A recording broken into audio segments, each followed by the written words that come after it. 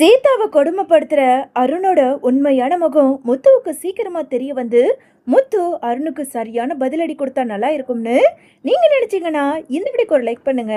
வாங்க வீடியோக்குள்ள போலாம். டே அருண், சீதா வீட்டுக்கு போய் ரொம்ப நேரமாச்சு. மாப்பிள்ளை வேற ஏற்கனவே சீதா மேல கோவமா இருந்தாரு. கல்யாண விஷயம் ஏதாவது மாப்பிள்ளைக்கு தெரிய வந்து சீதாவை அடிச்சிருக்க போறாருடா. ஒரு தடவை ஃபோன் பண்ணி சீதா கிட்ட வீட்டுக்கு போயிட்டியான்னு கேளு, ஏதாவது நடந்துதான் கொஞ்சம் கேளுப்பா அப்படின்னு சொல்லிட்டு இங்க சந்திரா அங்க சத்யா கிட்ட சொல்ல, சத்யாவுமே அங்க சீதாவுக்கு ஃபோன் பண்றாரு. சத்யா கிட்ட இருந்து ஃபோன் கால் வர்றத பார்த்த இங்க சீதாவோ வேக வேகமா ஓடி வந்து போனை எடுக்கிறத பார்த்ததும் உடனே அருண் கிட்ட வந்து, ஏய் யார் அது ஃபோன் பண்றது? என்ன உன் தம்பி தானே? எல்லாத்தையும் நான் பார்த்துட்டேன். கொஞ்ச நேரத்துக்கு முன்னாடி உன்கிட்ட நான் என்ன சொன்னேன்? இந்த மாதிரி உன் வீட்டில் இருக்க யார்கிட்டையும் நீ பேசக்கூடாது, யாரும் இந்த வீட்டு பக்கம் வரக்கூடாதுன்னு சொன்னேன். அப்படி இருக்கும்போது எதுக்காகடி இப்போ ஃபோனை எடுத்து அவன்கிட்ட பேச போற? ஒன்றும் தேவையில்லை. என்ன மதிக்காத குடும்பம் உனக்கு இருக்கவே தேவையில்லை. ஒழுங்கு மரியாதையா அந்த ஃபோனை கொடு அப்படின்னு சொல்லிட்டு சீதா வச்சிருந்த அந்த ஃபோனை வாங்கி அப்படியே தூக்கி போட்டு கீழே போட்டு உடச்சிடுறாரு. இப்போ என்ன, நான் யார்கிட்ட பேச போனேன்? என் தம்பி சத்யா தானே எனக்கு ஃபோன் பண்றான். ஏன் என் தம்பி கிட்ட பேசக்கூட எனக்கு உரிமை கிடையாதா? எதுக்காக இப்படி மிருக மாதிரி பண்ணிக்கிட்டு இருக்கீங்க அப்படின்னு சொல்லிட்டு இங்க சீதா கேட்க வந்த கோவத்துக்கு அங்க அருணும் மறுபடியும் சீதாவை ஓங்கி பலார்னு கண்ணத்திலே ஒரு அறை கொடுக்க அப்படியே போய் ஒரு ஸ்லாப்ல இடிச்சுக்கிட்டு கீழே விழுந்து தலையிலையும் அடிபட்டுருது. இன்னொரு பக்கம் சத்யாவோ அங்க சீதாவுக்கு ரிங்கு போயும் மறுபடியும் போன் ஸ்விட்ச் ஆஃப்னு வர்றதை தெரிஞ்சுக்கிட்ட அங்க சந்திர கிட்ட, அம்மா அக்காவோட ஃபோன் ரிங்கு போச்சு, இப்போ ஸ்விட்ச் ஆஃப்னு வருது. என்னடா சொல்ற? ரிங்கு போய் இப்போ ஸ்விட்ச் ஆஃப்னு வருதா? எனக்கு என்னமோ உள் மனசுக்குள்ள ஒரு பதட்டமாவே இருக்கு. மாப்பிள்ளை ஏதாவது கல்யாண விஷயம் உண்மை தெரிஞ்சுக்கிட்டு ஒருவேளை சீதாவை அடிச்சிருந்தா? இல்லை இல்லை, என்னால் ஒரு நிமிஷம் கூட அங்கே என்ன நடக்குதுன்னு தெரிஞ்சுக்காம இருக்கவே முடியாது. நீயும் ரேகாவும் வீட்லேயே இருங்க, நான் போய் சீதா வீட்டில் ஒரு எட்டு பார்த்துட்டு வந்துடுறேன் அப்படின்னு சொல்லிட்டு சந்திரா வேக வேகமாக கிளம்ப உடனே ரேகா இருந்துக்கிட்டு, ஆண்டி ஒரு நிமிஷம் இருங்க ஆண்டி, சத்யா ஆண்டி மட்டும் போகிறதுல சரிப்பட்டு வராது. நீயும் அவங்க கூட கிளம்பு, நான் இந்த வீட்டில் தனியாக இருந்துக்கிறேன், எனக்கு ஒன்றும் பிரச்சனை இல்லை அப்படின்னு ரேகா சொல்ல கொஞ்ச நேரத்தில் சத்யா அங்கே சந்திராவை அழைச்சிக்கிட்டு நேராக சீதாவோட வீட்டுக்கு போகிறாங்க. அருணோட வீட்டு வாசலுக்கு வந்த சந்திராவோ, சீதா சீதா, மாப்பிள்ள சீதா உள்ள இருக்காளா? ஃபோன் எத்தனை தடவை பண்ணாலும் எடுக்கவே மாட்டேங்கிறா, ஃபோன் ஸ்விட்ச் ஆஃப்னு வருது அப்படின்னு சொல்லிட்டு வாசலுக்கு வந்த அருண் கிட்ட இங்க சந்திரா கேட்க, இங்க பாருங்க சீதாலாம் இல்லை, அவ எப்பவோ ஆஃபீஸுக்கு கிளம்பி போயிட்டா. தேவையில்லாம வந்து உங்க பொண்ணை கேட்டுக்கிட்டு இங்க என்ன மைண்டை டார்ச்சர் பண்ணிக்கிட்டு இருக்காதீங்க, முதல்ல கிளம்புங்க அப்படின்னு சொல்லிட்டு அருண் பேச உடனே சத்யா இருந்துக்கிட்டு, மாமா என்ன மாமா இப்படி பேசுறீங்க? அக்கா இன்னைக்கு தான் கோவிலுக்கு போயிட்டு வீட்டுக்கு வந்தா, அதுக்குள்ளையா வேலைக்கு போயிட்டா? இல்ல மாமா, நீங்க போய் சொல்றீங்க. வாடா புது மாப்பிள்ள, என்ன உங்க குடும்பத்துல எல்லாரும் அந்த முத்துவை தானே தலை மேல தூக்கி வச்சுக்கிட்டு மாப்பிள்ள மாப்பிள்ளன்னு ஆடுறீங்க. இப்படி என் பொண்டாட்டி சீதாவை போய் சொல்லி உன் கல்யாணத்துக்கு கூப்பிட்டுக்கிட்டு போயிருக்கீங்களே, உங்களுக்கெல்லாம் வெக்கமா இல்ல? இன்னையோட உங்க பொண்ணை தலை முழுக்கிட்டு இந்த வீட்டை விட்டு வெளியே போயிடுங்க. இனி இந்த வீட்டு பக்கம் சீதாவோட சொந்தக்காரங்கன்னு யாருமே வரவே கூடாது. முதல்ல எல்லாரும் வெளியே போங்க அப்படின்னு சொல்லிட்டு அங்க இருந்த அருண் சொல்ல வேற வழி இல்லாத அங்க சந்திராவோ, மாப்பிள்ள நீங்க தயவு செஞ்சு சீதாவை தப்பா நினைச்சுக்காதீங்க.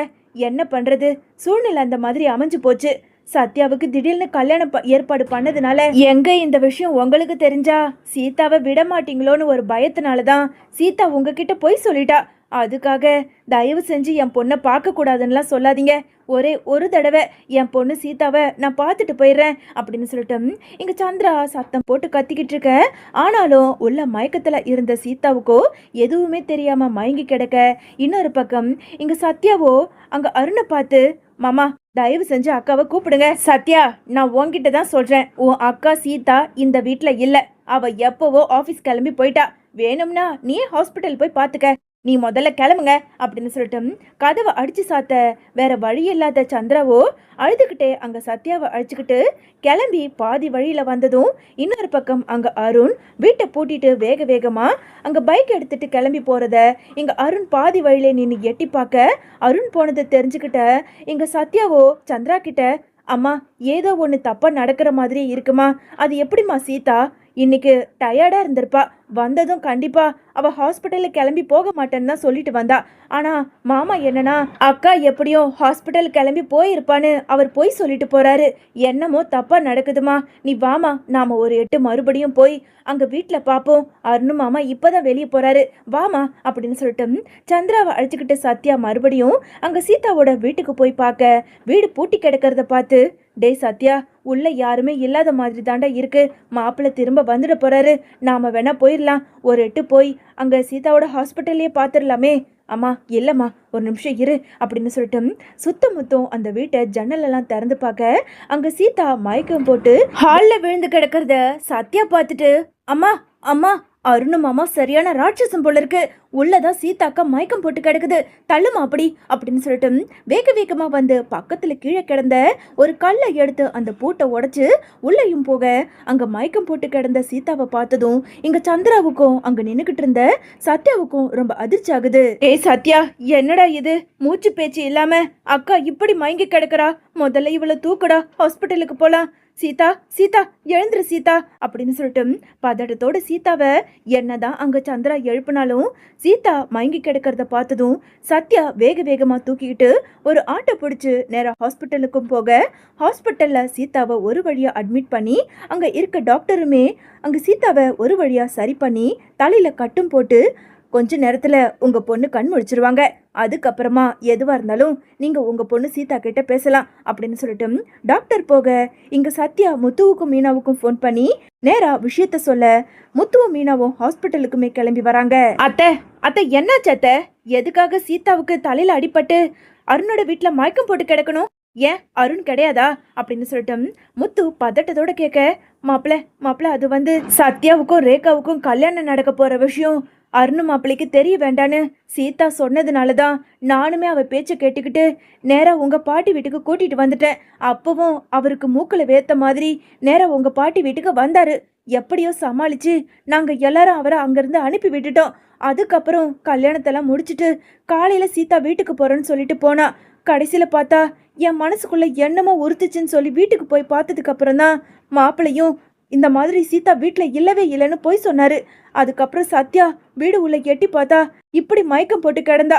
எப்படியோ கடவுள் புண்ணியத்தில் நாங்கள் கூட்டிட்டு வந்து ஹாஸ்பிட்டலில் சேர்த்துட்டோம் மாப்பிள்ள. என் பொண்ணு இப்படி கிடக்குறா அப்படின்னு சொல்லிட்டு அங்கே இருந்த சந்திரா முத்துக்கிட்ட சொல்லி அழுதுகிட்டு இருக்க. இன்னொரு பக்கம் இங்கே மீனாவோ, என்னங்க உங்ககிட்ட நானே சொல்லணும்னு தாங்க நினச்சிக்கிட்டு இருந்தேன். அந்த அருண் சரியே இல்லை. கொஞ்ச நாளாவே சீதாவை ரொம்ப கஷ்டப்படுத்திக்கிட்டு இருக்காரு. அவங்க அம்மா இறந்ததுல இருந்து நம்ம தான் காரணம்னு காட்டிக்கிட்டு அங்க சீதாவை டார்ச்சர் பண்ண ஆரம்பிச்சிட்டாரு. அம்மா இதுக்கு மேல பொறுமையா இருக்க முடியாது. நம்ம சீதாவை அந்த அருண் கூட சேர்ந்து வாழ வைக்கவே வேண்டாம். நம்ம சீதாவை நம்ம வீட்டுக்கே கூட்டிட்டு வந்துடலாம் அப்படின்னு மீனா கோவத்தோட பேச உடனே முத்து இருந்துகிட்டு, மீனா பொறுமை, அவசரப்படாத. அருண் ஏதோ அவங்க அம்மா இறந்து போன துக்கத்தினாலதான் இப்படி எல்லாம் நடந்துகிட்டு இருக்காரு. எல்லாம் சரியாயிடும். அத்தை, சீதா கிட்ட கண் முழிச்சதும் எதுவும் பேசி அழுதுகிட்டு இருக்காதீங்க. அவகிட்ட எதுவும் கேட்க வேண்டாம். நாம அவளை பத்திரமா கூட்டிட்டு போய் அருண் வீட்லயே விட்டுட்டு வந்துடலாம் அப்படின்னு முத்து சொல்ல கொஞ்ச நேரத்துல சீதாவோ அங்க கண் முழிக்கிறாங்க. கண் முழிச்ச சீதாவோ சுத்தமுத்தும் அங்க மீனா முத்து தன்னோட அம்மா தம்பின்னு எல்லாரும் இருக்கிறத பார்த்து அப்படியே அழ ஆரம்பிக்க உடனே இங்க முத்து இருந்துகிட்டு, சீதா எல்லா விஷயமும் எங்களுக்கு தெரியும், நீ அழுவாத. ஏதோ அருண் கிட்ட நீ மறைச்சதுனால தான் அப்படியெல்லாம் நடந்துக்கிட்டாரு. சரி நீ வா, நம்ம கிளம்பலாம் வீட்டுக்கு அப்படின்னு சொல்லிட்டு இங்க முத்து அங்க இருந்த சீதாவை அழைச்சிக்கிட்டு நேரா அருணோட வீட்டுக்கு போறாங்க. இன்னொரு பக்கம் வீட்டை விட்டு வெளியே போன அருணும் வீடு திரும்பி வர வீட்டு கதவு திறந்து கிடக்கிறத பார்த்து அதிர்ச்சியோட வீட்டுக்குள்ள போக மயக்கம் போட்டு கிடந்த சீதாவை காணோம் அப்படின்னு சொல்லிட்டு இங்க அருண் ரொம்பவுமே கோபமா உக்காந்துக்கிட்டு இருக்க. அதே நேரம் முத்துவும் மீனாவும் சந்திரா சீதான்னு எல்லாருமே வர வாசலுக்கு வந்த அங்க எல்லாரையும் பார்த்து அருணும், எல்லாரும் அங்கேயே நில்லுங்க. எவ்வளவு தைரியம் இருந்தா என் வீட்டு பூட்டை உடைச்சு என் பொண்டாட்டிய வீட்டை விட்டு வெளியே கூட்டிட்டு போயிருப்பீங்க. டேய் சத்யா, எல்லாம் உன்னோட வேலை தானா அப்படின்னு சொல்லிட்டு கோபத்தோட அருண் பேசிக்கிட்டு இருக்க. உடனே முத்து இருந்துக்கிட்டு, அருண் முதல்ல நான் பேசுறத கேளுங்க. சீதா பண்ணது தப்புதான். அதுக்காக பாவம் சின்ன பொண்ணு, அவளை போய் அடிச்சு அவ மயக்கம் போட்டு கிடக்குறா. ஹாஸ்பிட்டலுக்கு கூட கூட்டிட்டு போகாம இப்படி தனியா விட்டுட்டு வீட்டை பூட்டிட்டு நீ பாட்டுக்குன்னு வெளியே போனா பெத்த மனசு எப்படி இருக்கும்? அதனாலதான் அவங்க வீட்டை உடைச்சிட்டு சத்யா சீதாவை கூட்டிட்டு போய் ஹாஸ்பிட்டல்ல சேர்த்திருக்கான். இதுல என்ன தப்பு இருக்கு? நீ பண்றது பெரிய தப்பு அருண். என்னதான் உன் அம்மா இறந்துட்டாங்கங்கிறதுக்காக இப்படியெல்லாம் சைக்கோவா மாறி நீ சீதா கிட்ட நடந்துக்கிறது பெரிய தப்பு. முதல்ல உன் பொண்டாட்டி கிட்ட மன்னிப்பு கேளு. ஒரு பொண்ணு மேல கைய வைக்கிறது பெரிய தப்பு அப்படின்னு சொல்லிட்டு இங்க முத்து பேசிக்கிட்டு இருக்க. இங்க பாரு, உன்கிட்ட பேசுறதுக்கு நான் வரல. ஏன் பொண்டாட்டிய எதுக்கு என்ன கேட்காம வெளியே கூட்டிட்டு போனீங்கன்னா என்னோட கேள்வி. ஏன் அத்தை, நீங்களே யோசிச்சு பாருங்க. நீங்க எல்லாருமே சத்யாவோட கல்யாணத்துக்கு போயிருக்கீங்கன்னு எனக்கு முன்னாடியே தெரிஞ்சுதான் இதோ இருக்கானே முத்து, இவங்களோட பாட்டி வீட்டுக்கு வந்தேன். அங்க வந்தும் நீங்க எல்லாரும் என்கிட்ட பொய் சொல்லி என்னையே அந்த வீட்டை விட்டு அனுப்புனீங்க. இப்படி பண்றதுக்கு உங்களுக்கு கொஞ்சம் கூட வெக்கமா இல்லையா? இப்படிப்பட்ட ஒரு பொய் சொல்ற பொண்டாட்டி எனக்கு தேவையே இல்லை. முதல்ல அவளையும் உங்க கூடயே கூட்டிட்டு போயிடுங்க அப்படின்னு சொல்லிட்டு இங்க அருண் ரொம்ப கோவத்தோட பேசிக்கிட்டு இருக்க. அங்க நின்னுகிட்டு இருந்த முத்துவோ, அருண் நீ தப்பு பண்ற அருண். சூழ்நிலை சரியில்லைங்கிற ஒரே காரணத்துக்காக தான் இப்படியெல்லாம் நடந்து போச்சு. நீ எல்லாத்தையும் அட்ஜஸ்ட் பண்ணிக்கிட்டு போ. என்னது, நான் அட்ஜஸ்ட் பண்ணி போகணுமா? டேய், உனக்கு என்கிட்ட பேசுறது கூட தகுதி இல்லடா, முதல்ல வெளியே போடா அப்படின்னு சொல்லிட்டு அங்க இருந்த அருணோ முத்துவோட சட்டையை பிடிச்சு தரன்னு வெளியே இழுத்துக்கிட்டு வந்து விட, இதை பார்த்துக்கிட்டு பொறுத்துக்க முடியாத அங்க சந்திராவோ அங்க அருணோட சட்டையை பிடிச்சு ஓங்கி பலார்னு கன்னத்திலே அற கொடுக்குறாங்க. நானும் வயசுல சின்னவராச்சே, என் பொண்ணை கல்யாணம் பண்ணிக்கிட்டவனாச்சேன்னு பொறுமையா விட்டு விட்டு போய்கிட்டு இருந்தா கடைசியில என் பொண்ணை இப்படியெல்லாம் ஆக்கி வச்சிருக்க. அப்பவே என் முத்து மாப்பிள்ள சொன்னாரு, உன்ன மாதிரி ஒரு கேடு கெட்டவனுக்கு என் பொண்ணு சீதாவை கல்யாணம் பண்ணி கொடுக்க வேண்டான்னு. எங்க இந்த நாய் எங்க கேட்டா? நீதான் வேணும் நீதான் வேணும்னு கல்யாணம் பண்ணிக்கிட்டு இப்போ என் பொண்ணு செத்து போற நிலைமையில கிடக்குறா. நீ எல்லாம் ஒரு மனுஷனா? நீ என்னடா சொல்றது? என் பொண்ணு கூட நீ வாழ மாட்டேன்னு? உன் கூட என் பொண்ணு வாழவே மாட்டா. ஏய் சீதா, முதல்ல போய் உன் துணியெல்லாம் எடுத்துக்கிட்டு வா. இந்த மிருகத்தோட இந்த வீட்டில் நீ இருக்கவே வேண்டாம். நீ வாடி முதல்ல அப்படின்னு சொல்லிட்டு சந்திரா கோபத்தோட அங்க இருந்த அருணை ஓங்கி பலார்னு கன்னத்திலே அற கொடுத்து சீதாவையும் அங்க இருந்து மீட்டு கூட்டிட்டு போயிடுறாங்க.